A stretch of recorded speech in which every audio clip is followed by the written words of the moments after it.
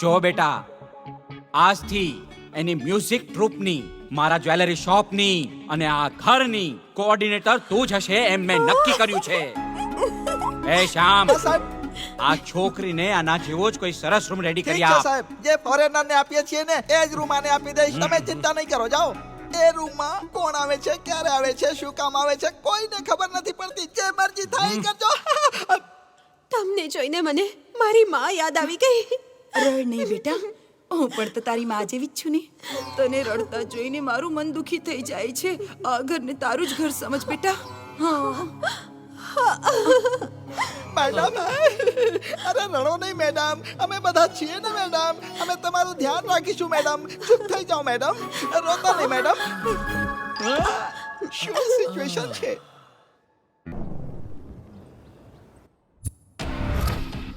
આ ઇન્ડિયા જે છે એક શક્તિ પ્રધાન દેશ છે. અહીંયા એક કળશ છુપાયેલો છે, જેની પાસે એ આવી જશે એની પાસે ધન દોલત, દુનિયાની બધી તાકાત અને બધું જ હશે.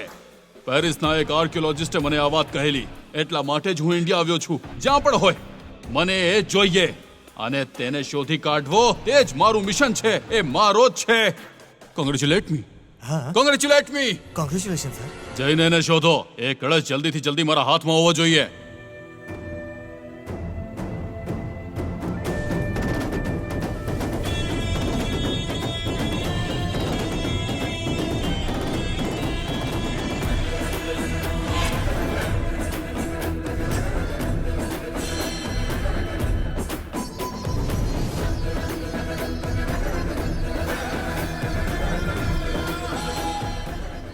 મમતા, તું મારી પાછળ કેમ પડી છે? કહેલું ને, મ્યુઝિક એ મારો જીવ છે. એ માટે તું મારો જીવ કેમ ખાય છે? કેમ કે મને લાગ્યું કે તારાથી વધુ સારું સંગીત કોઈ નહીં શીખવાડી શકે. પણ તું મારા ઘરે કેમ આવી છે? યાદ રાખજે, હું નહીં પણ તું મારા ઘરે આવ્યો છે. હા, શું આ તારું ઘર છે?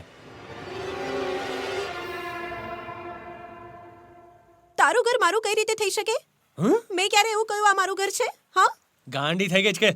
હું અને મારું ટ્રુપ સંગીતની સાધના કરીએ છીએ. વર્લ્ડ મ્યુઝિક કોમ્પિટિશનમાં પાર્ટિસિપેટ કરીને એવોર્ડ જીતવા માંગુ છું. આ જ મારું ધ્યેય છે. હા, બરાબર.